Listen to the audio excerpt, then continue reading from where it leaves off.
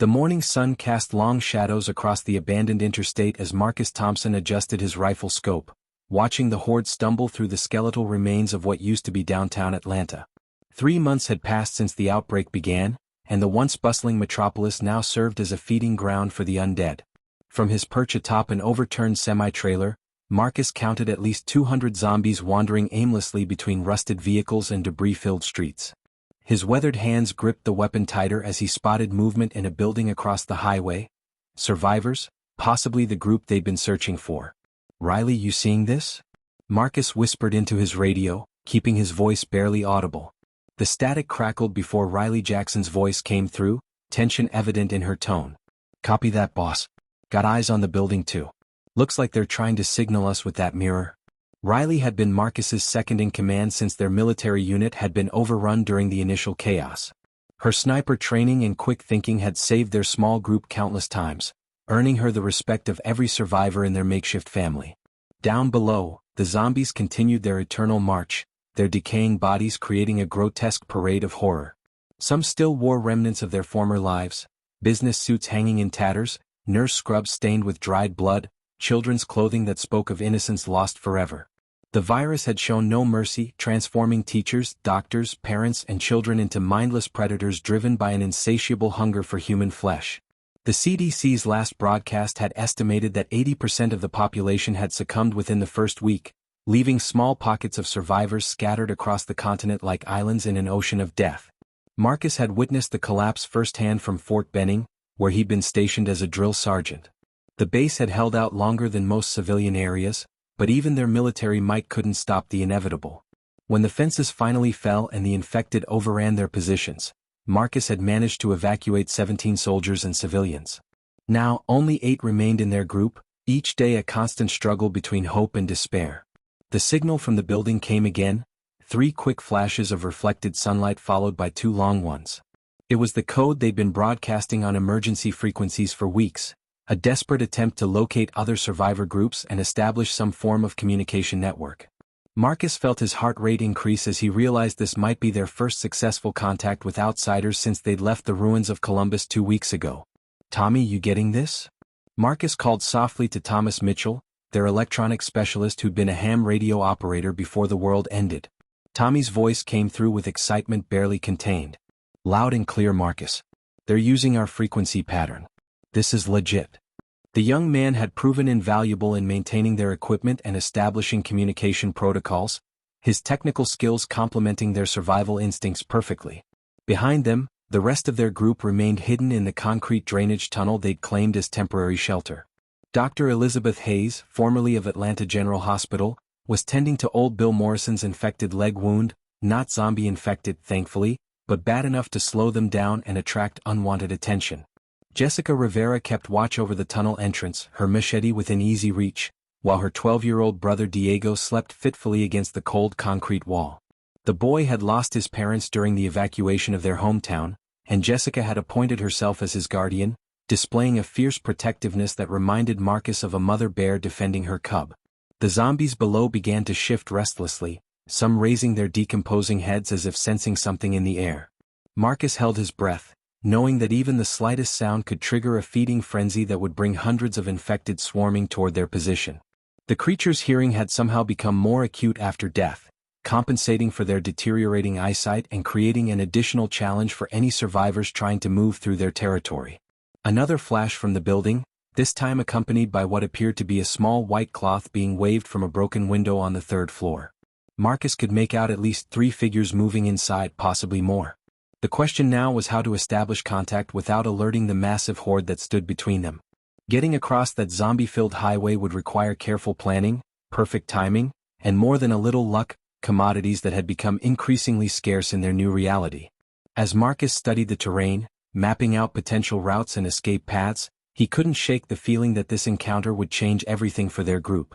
Whether that change would bring salvation or disaster remained to be seen, but after months of running, hiding, and barely surviving, the possibility of finding other living humans filled him with a desperate hope he hadn't felt since the early days of the outbreak. The mirror flashed again, and Marcus found himself making a decision that would either reunite them with fellow survivors or lead them all into a trap that could end their fight for survival forever. The decision came faster than Marcus had anticipated when the building's signals suddenly stopped, replaced by frantic waving from the broken window. Through his scope, he watched in horror as dark shapes began pouring into the building from the lower floors. Zombies had found a way inside. The survivors in the building were trapped, and their desperate gestures made it clear they were running out of time and options. Marcus felt the familiar weight of command settling on his shoulders, the same burden he'd carried since Fort Benning fell, and his soldiers had looked to him for answers in a world that no longer made sense. "Riley, Tommy, we've got a situation," Marcus spoke into his radio, his voice carrying the authority that had kept them alive for 3 months. "The building's been compromised. Those people need immediate extraction, or they're dead within the hour." The zombies below seemed to sense the commotion, their wandering becoming more purposeful as they began gravitating toward the building like metal filings drawn to a magnet. The sight sent chills down Marcus's spine. He'd seen this behavior before, the way infected could somehow communicate distress through means that science couldn't explain. Riley's response came through crisp and determined. "What's the play, boss? That highway's a death trap in broad daylight." She was right, of course. Crossing open ground with that many zombies would be suicide under normal circumstances. But Marcus had learned that normal circumstances no longer existed in their world, and sometimes the most dangerous option was the only one that offered any hope of success. He began calculating distances, ammunition counts, and the time it would take to reach the building and return. Down in the drainage tunnel, Dr. Hayes looked up from Bill's bandaged leg as Marcus's voice crackled through the radio. "All hands, we've got survivors in immediate danger. Prepare for possible emergency extraction." Elizabeth felt her pulse quicken. As the group's medic, she knew she'd likely be needed if they were taking in wounded survivors. Her medical supplies were already running dangerously low, but she couldn't refuse to help others in need. It went against everything she'd sworn to uphold when she'd taken her medical oath, even in this nightmare world where such oaths seemed meaningless. Jessica tightened her grip on her machete as she listened to the radio chatter, her protective instincts flaring as she glanced at Diego's sleeping form. The boy had already endured too much trauma for someone his age, and the thought of exposing him to another dangerous situation made her stomach clench with anxiety. Yet she also understood that their group's survival often depended on helping others. It was what separated them from the countless desperate individuals they'd encountered who'd chosen selfishness over humanity. Tommy was already packing his radio equipment, knowing that communication would be crucial if they attempted a rescue operation. His hands moved with practiced efficiency as he secured the delicate electronics that served as their lifeline to the outside world. The young man had witnessed too many rescue attempts fail due to poor coordination, and he was determined not to let communication breakdowns doom any survivors who might be counting on them for salvation. Marcus made his decision with the cold calculation that had kept them alive this long. "Here's what we're going to do," he announced over the radio, his voice carrying the confidence his people needed to hear. "Riley, you're going to provide overwatch from the overpass. Pick your shots carefully, we can't afford to waste ammunition or attract more infected. Tommy, you and I are going to create a distraction on the north side to draw the main horde away from the building. Jessica, you and Bill stay with Diego and the doc, guard our exit route and be ready to move if things go sideways." The plan was risky, perhaps even reckless, but Marcus had learned that hesitation killed more survivors than bold action ever had. As he watched the frantic signals from the building becoming more desperate, he knew they were out of time for careful planning and detailed preparation. Sometimes survival came down to split-second decisions and the willingness to risk everything for strangers who might not even make it through the day. The zombies were closing in on the building, and soon those survivors would face the same choice Marcus's group had faced countless times: fight or die. Marcus slid down from the semi-trailer with practiced silence, his boots finding purchase on the twisted metal without creating a sound that might alert the wandering infected. Tommy followed close behind, his radio equipment secured in a modified backpack that had once belonged to a hiking enthusiast who no longer had need for outdoor adventures.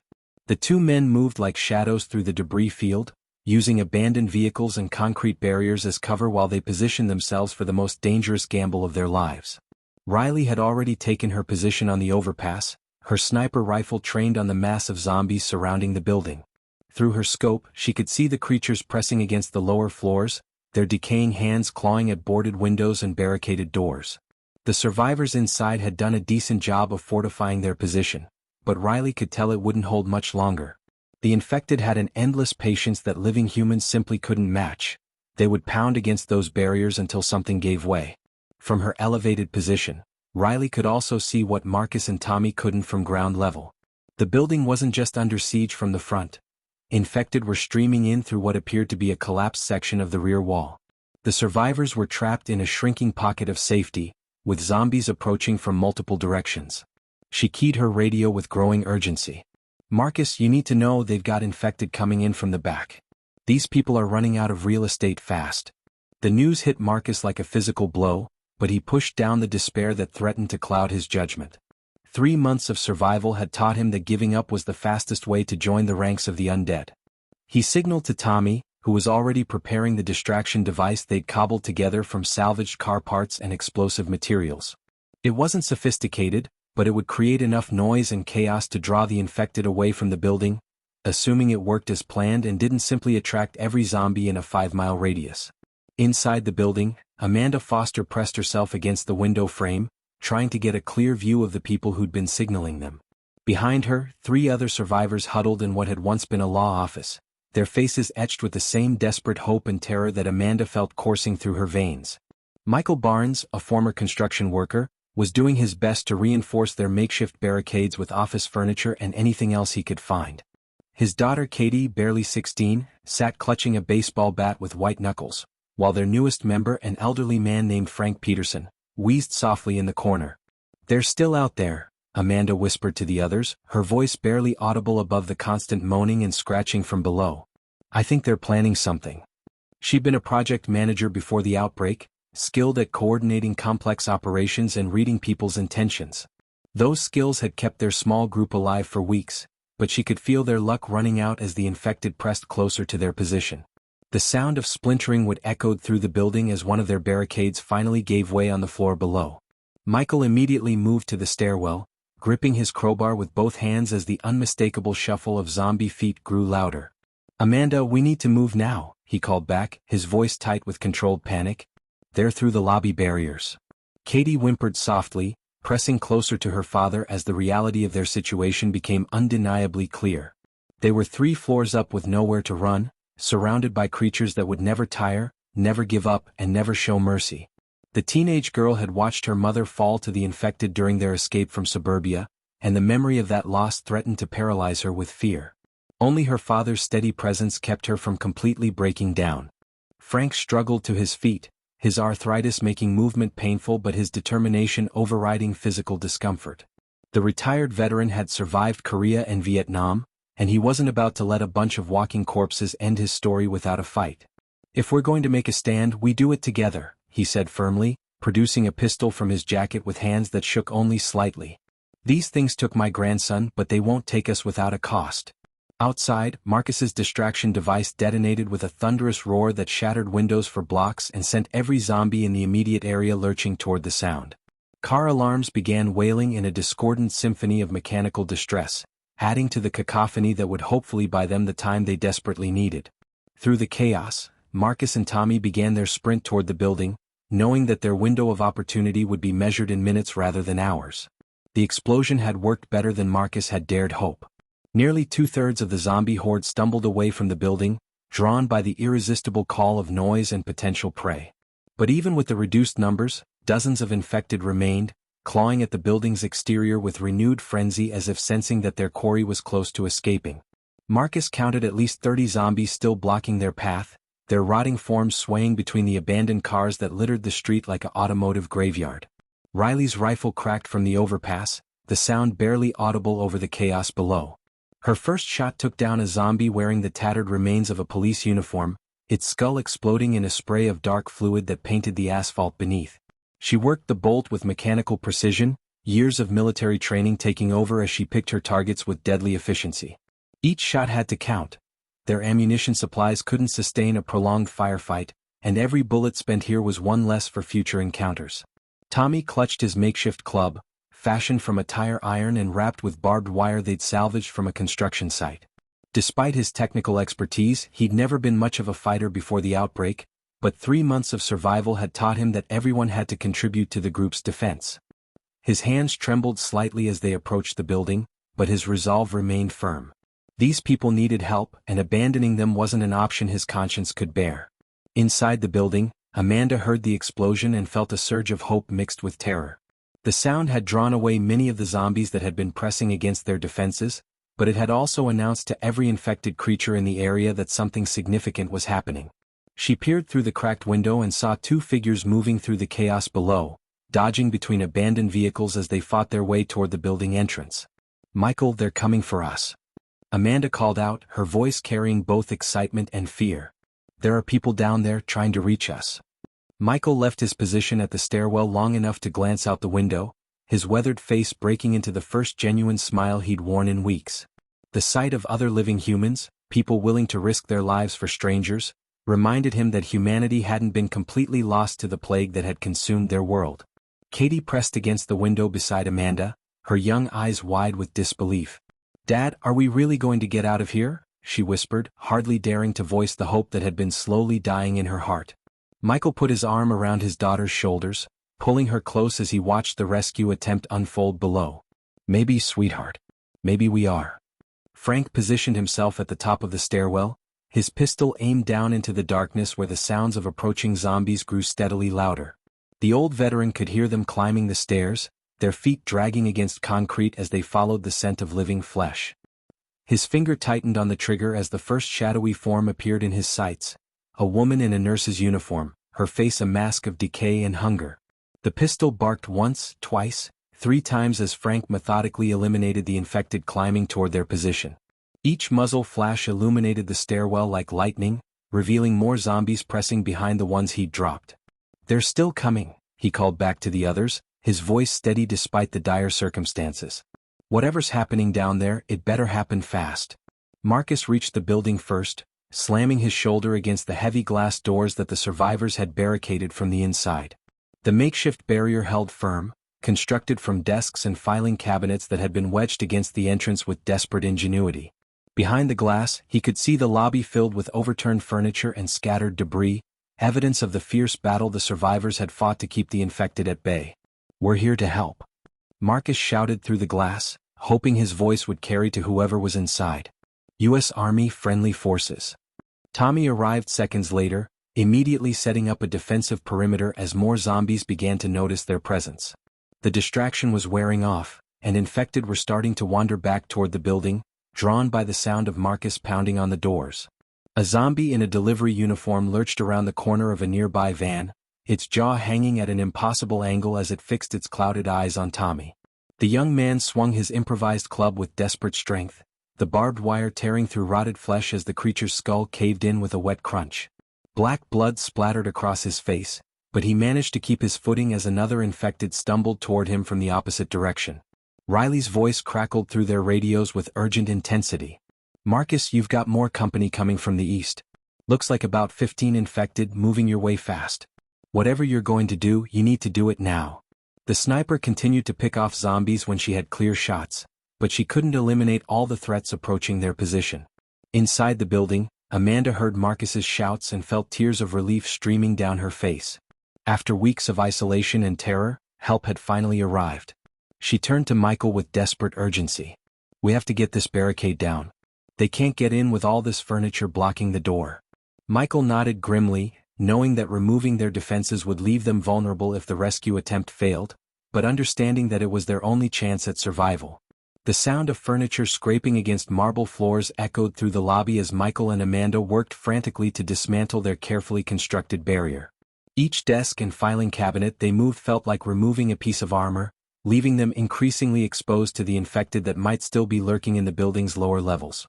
Katie helped where she could, her young strength adding to their desperate efforts while Frank continued his deadly vigil at the stairwell. "Almost there," Amanda called out to Marcus through the glass, sweat beading on her forehead despite the cool morning air. The last filing cabinet proved stubborn, its weight and awkward shape making it difficult to maneuver around the other debris scattered across the lobby floor. Michael threw his shoulder against it, his construction worker's muscles straining as he forced the heavy metal cabinet away from the door. Outside, Tommy was fighting for his life against 3 zombies that had converged on his position simultaneously. His improvised club whistled through the air, connecting with the skull of her infected child whose school backpack still hung from one rotting shoulder. The sight nearly made him hesitate. Even after months of survival, destroying what had once been an innocent kid never got easier. But the creature's snapping teeth and clawing fingers reminded him that mercy was a luxury he couldn't afford. Riley's rifle cracked again from her overwatch position, dropping a zombie that had been flanking Tommy's position. "You've got more coming from behind that blue sedan," she warned through the radio, her voice tight with concentration. The sniper could see the tactical situation deteriorating rapidly as more infected were drawn to the commotion.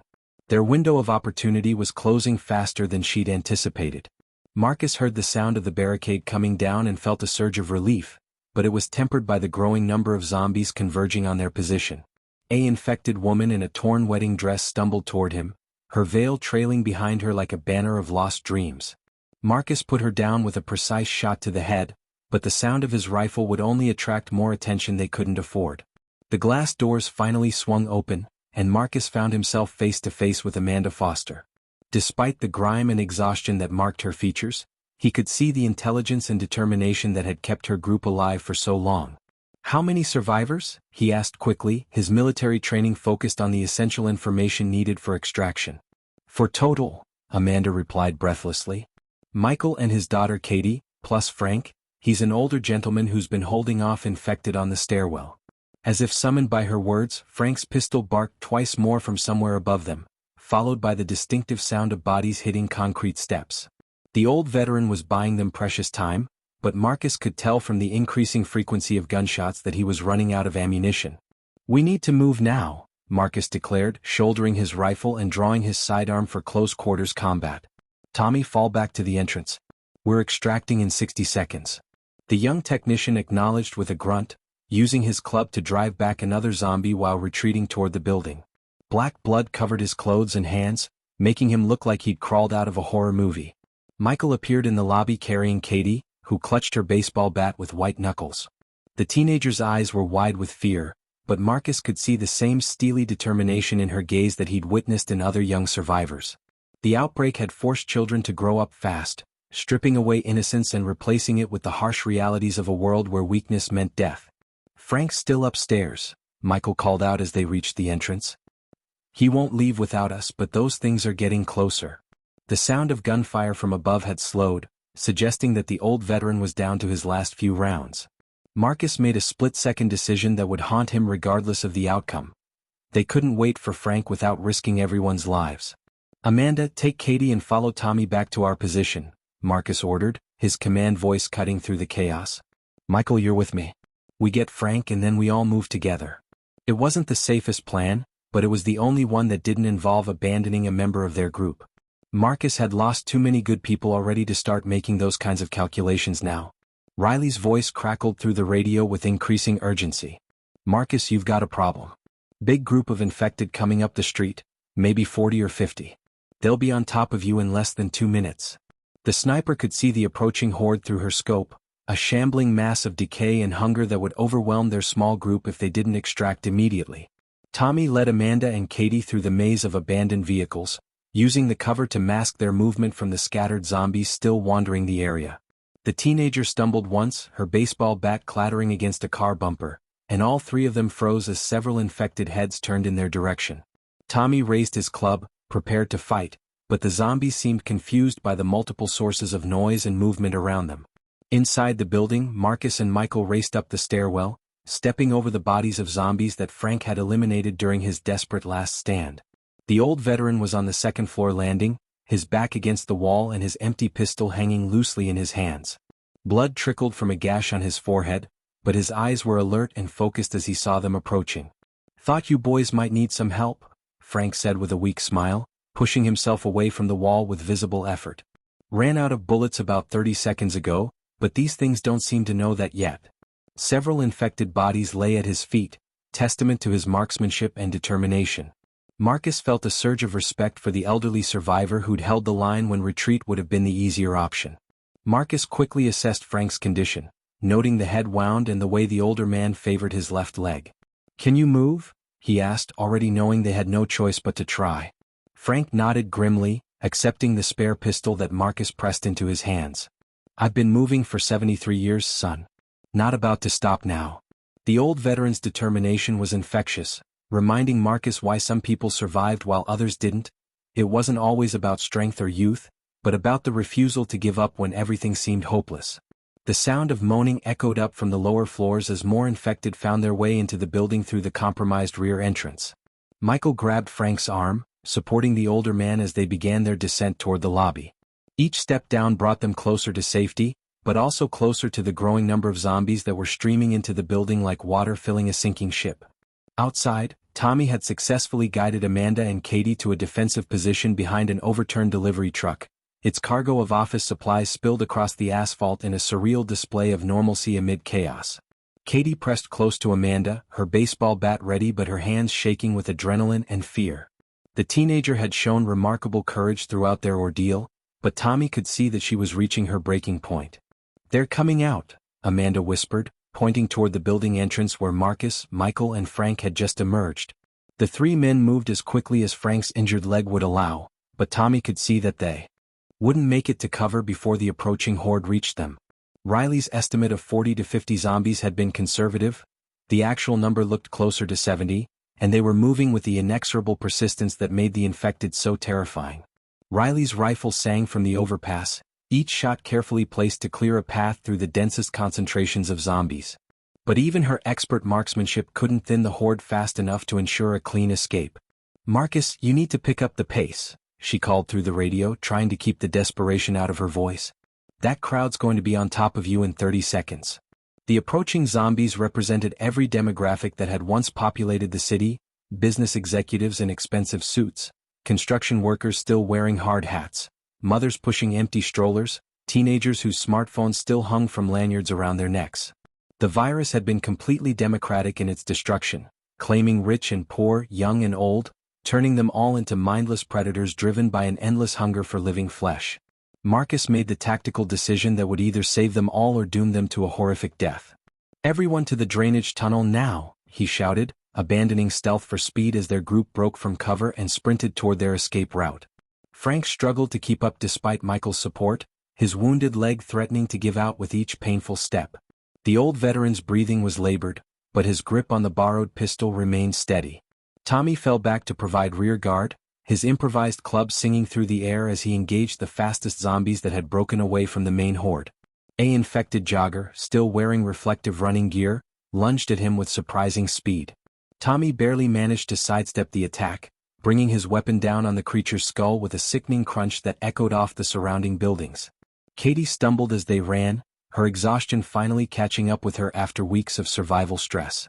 Amanda caught the teenager's arm, helping her maintain her footing as they navigated through the obstacle course of abandoned vehicles and debris. "Stay with me, honey," Amanda gasped, her own endurance pushed to its limits. "We're almost there." The drainage tunnel entrance came into view, a concrete mouth that represented salvation if they could reach it in time. Jessica Rivera appeared at the tunnel mouth, her machete glinting in the morning sun as she took up a defensive position. Behind her, Dr. Hayes was preparing a makeshift triage area, knowing that wounded survivors would likely need immediate medical attention. "Bill, get ready to move," Jessica called back into the tunnel, where the injured man was struggling to his feet with Diego's help. The 12-year-old boy had awakened to the sound of gunfire and chaos, his young face etched with the same mixture of fear and determination that had become commonplace among the survivors. He'd learned early that everyone had a role to play in keeping the group alive. Riley's ammunition was running dangerously low, each shot now carefully rationed as she tried to maintain covering fire for the escaping group. Through her scope, she could see that more zombies were emerging from buildings throughout the area, drawn by the sounds of combat and the scent of living humans. What had started as a rescue operation was rapidly becoming a full-scale retreat from an increasingly hostile environment. Frank's leg finally gave out just 20 yards from the tunnel entrance, sending the old veteran tumbling to the asphalt with a pained grunt. Michael immediately moved to help him up, but Marcus could see that precious seconds were slipping away. The main horde was closing fast, their shambling gait covering ground with terrifying inevitability. Behind them, more infected poured out of the building they just escaped, ensuring that retreat in that direction was no longer an option. "Leave me," Frank gasped, struggling to push Michael away. "You can't carry me and make it in time." But Michael's construction worker strength wasn't just for show. He hauled the older man to his feet with grim determination, his weathered face set in lines that brooked no argument. "We all make it or none of us do," he declared, channeling the same protective instinct that had kept his daughter alive throughout their ordeal. Tommy engaged two more zombies simultaneously, his club work becoming more desperate as fatigue began to affect his coordination. An infected woman in medical scrubs got past his guard, her teeth snapping inches from his throat before Amanda appeared with a makeshift spear fashioned from a mop handle and kitchen knife. The improvised weapon punched through the zombie's eye socket, dropping it instantly and buying Tommy the seconds he needed to regain his defensive position. The final sprint to the tunnel became a nightmare of coordination and desperation as the survivors fought to stay ahead of the approaching horde. Marcus reached the entrance first, immediately turning to provide covering fire as the others stumbled toward safety. His rifle cracked steadily, each shot carefully aimed to maximize the impact on their pursuers. The military training that had kept him alive at Fort Benning now served as the thin line between survival and catastrophe for 8 people who depended on his leadership. Jessica moved up beside Marcus, her machete work complementing his marksmanship as zombies got too close for effective rifle fire. The young woman had developed a brutal efficiency with her blade, years of protecting her younger brother having honed her reflexes to a razor's edge. She caught an infected businessman with a diagonal slash that nearly severed his head, black blood spraying across the concrete as the creature dropped without a sound.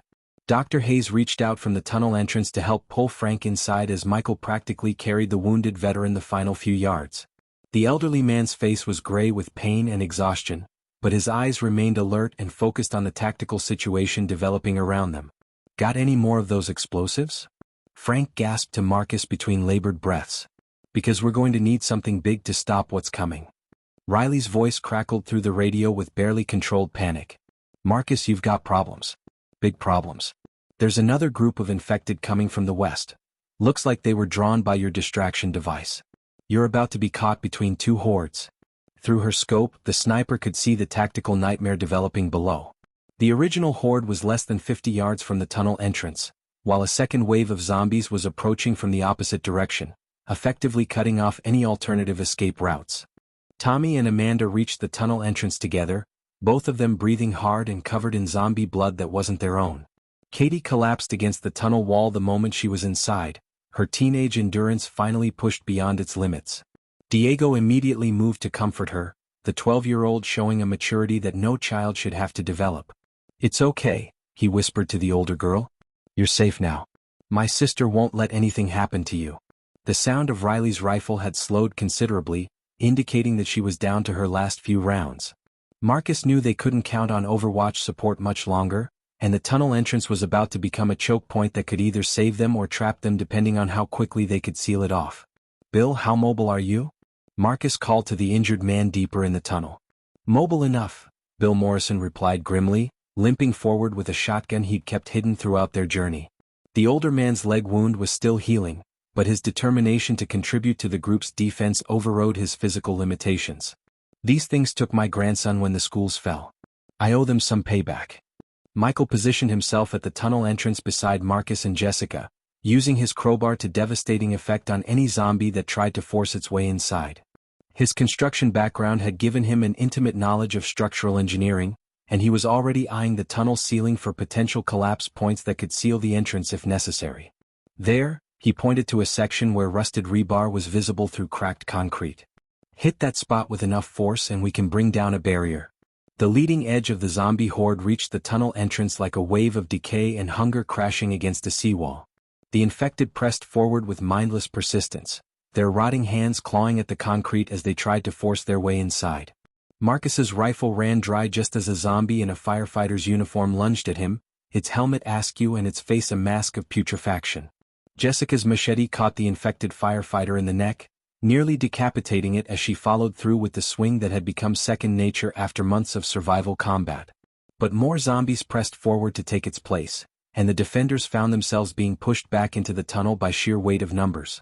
The concrete walls that had seemed like salvation now felt like the sides of a tomb. Tommy had retrieved his radio equipment and was frantically trying to raise any other survivor groups in the area. "Mayday, Mayday, this is Alpha Group requesting immediate assistance. We are trapped in a drainage tunnel approximately 2 miles southeast of downtown Atlanta. Multiple wounded, low on ammunition, and under attack by large zombie horde." His transmission went out into the static-filled airwaves, a desperate plea that might reach friendly ears or simply alert more infected to their location. Amanda grabbed a piece of rebar that had fallen from the tunnel ceiling, using it like a spear to keep zombies at bay while the others worked to establish a defensive line. The project manager in her was already calculating their odds, running through scenarios and resource allocation with the same analytical mind that had once coordinated office buildings and construction projects.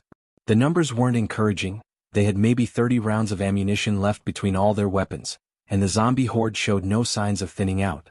Frank had managed to prop himself against the tunnel wall where he could get a clear field of fire down the entrance corridor. His borrowed pistol barked twice, dropping a pair of infected children whose school uniforms were stained with blood and worse things. The old veteran's hands shook slightly, but his aim remained true. A lifetime of military training wasn't something that faded with age or injury. Dr. Hayes worked frantically to treat the various cuts and scrapes that the group had sustained during their escape, knowing that any open wound could become infected with the virus if contaminated blood got into their systems. Her medical supplies were nearly exhausted, but she continued to work with the dedication that had made her one of Atlanta General's most respected emergency physicians. The second horde that Riley had spotted was now visible through the tunnel entrance, shambling toward them from the opposite direction. The survivors were effectively trapped between two masses of zombies, with nowhere to run and limited ammunition to fight their way out. Katie whimpered softly as she realized their situation, pressing closer to Diego, who wrapped his thin arms around her in a gesture of comfort that seemed impossibly brave for someone his age. "We need a miracle," Michael muttered as he swung his crowbar at another zombie face, the impact sending teeth and bone fragments scattering across the tunnel floor. But miracles were in short supply in a world overrun by the walking dead, and Marcus knew that their survival would depend on the same things that had kept them alive for 3 months: quick thinking, ruthless efficiency, and the willingness to do whatever it took to protect the people who had become their family. The miracle came in the form of Tommy's desperate radio transmission finally reaching friendly ears. Through the static and chaos, a clear voice cut through the airwaves with military precision. "Alpha Group, this is Bravo Team. We have your position marked and are moving to assist. Hold your ground for 2 minutes." The voice belonged to Captain Sarah Williams, commander of another survivor group that had been monitoring emergency frequencies from their fortified position in an abandoned shopping mall 15 miles north. Marcus felt a surge of hope that he hadn't experienced since the early days of the outbreak.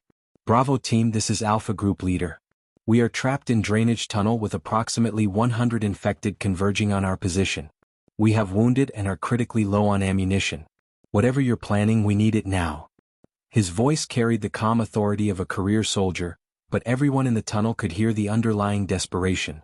The sound of approaching helicopters grew audible over the moaning of the zombie hordes, a mechanical thunder that seemed impossibly out of place in their devastated world. Riley's voice crackled through the radio from her overwatch position with barely contained excitement. "Marcus, you're not going to believe this.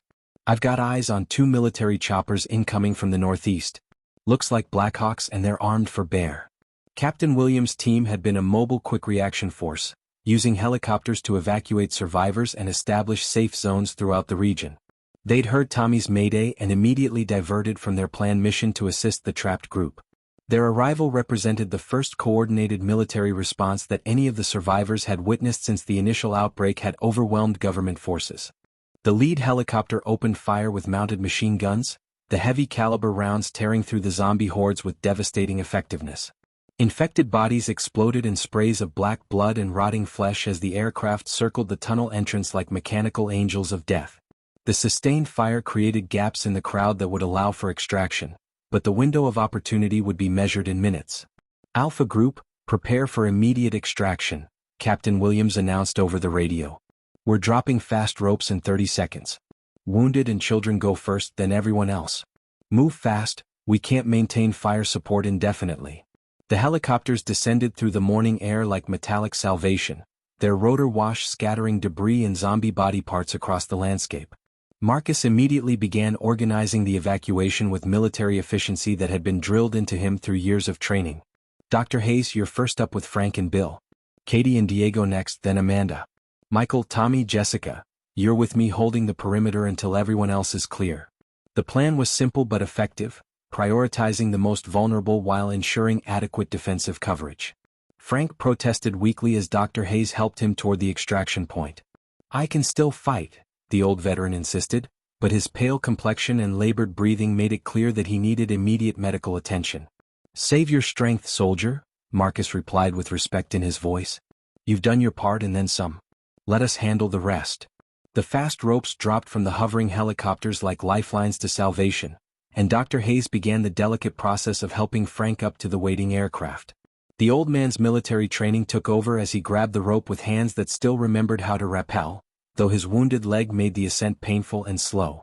Above him, crew members reached down to pull him into the safety of the helicopter's cabin. Katie and Diego went up together, the teenager finally allowing herself to believe that they might actually survive this nightmare. The 12-year-old boy showed remarkable courage as he helped her clip into the harness, his protective instincts toward his makeshift family overriding his own fear. Both children had seen too much horror for their young ages, but their resilience spoke to the indomitable nature of human survival. Amanda reached the helicopter just as the machine gun fire began to slacken, indicating that ammunition was running low even for their military rescuers. She looked down at the people still on the ground with a mixture of gratitude and survivor's guilt, knowing that their selfless actions had made her rescue possible. "Thank you," she mouthed to Marcus, though her words were lost in the rotor noise. The second helicopter moved into position as the first pulled away with its cargo of survivors, but Marcus could see that the zombie hordes were already beginning to reform around their position. The sustained fire had scattered them temporarily, but the infected had an endless patience that living humans couldn't match. They would keep coming until every last survivor was consumed or escaped. Michael, Tommy, and Jessica formed a tight defensive triangle around the remaining extraction point, their weapons working in deadly coordination to keep the approaching zombies at bay. Michael's crowbar crushed skulls with mechanical precision while Jessica's machete work created a barrier of destroyed infected. Tommy's club might have been improvised, but months of survival had turned him into an efficient killer when necessary. Last group, move to extraction. Captain Williams commanded as the second helicopter's fast ropes deployed. Marcus went up first, his military rank earning him the privilege of being the last to leave danger but the first to ensure the extraction point was secure. Behind him, Jessica helped Bill Morrison clip into his harness despite his injured leg and general weakness. Riley finally abandoned her overwatch position on the overpass, using a rope to rappel down to ground level before sprinting toward the helicopters. Her sniper rifle was empty and her position had become untenable as infected began to find ways up to her elevated position. The young woman's face showed the exhaustion of someone who had been fighting for her life for months, but her determination remained unshaken. The final moments of the extraction became a desperate race against time as the zombie hordes closed in from all directions. Tommy was the last person on the ground, his radio equipment finally abandoned as he grabbed the fast rope with hands that shook from adrenaline and exhaustion. Below him, hundreds of infected reached grasping hands toward the ascending helicopter, their mindless hunger frustrated by their inability to follow their prey into the sky. As the helicopters banked away from the tunnel entrance, Marcus looked down at the sea of zombies that had nearly claimed their lives. The infected would continue their eternal wandering, searching for living flesh to consume, but 8 more human beings had been added to the dwindling ranks of survivors. In a world where every life saved was a victory against extinction, their rescue represented hope that humanity might yet find a way to reclaim their devastated world. Captain Williams' voice came through the helicopter's communication system as they flew toward the safety of the military installation. "Welcome to Bravo Base, survivors. You're safe now and we've got medical facilities, hot food and clean beds waiting for you. The fight's not over, but today we all live to see another sunrise." For the first time in months, Marcus allowed himself to believe that their long nightmare might finally be approaching its end.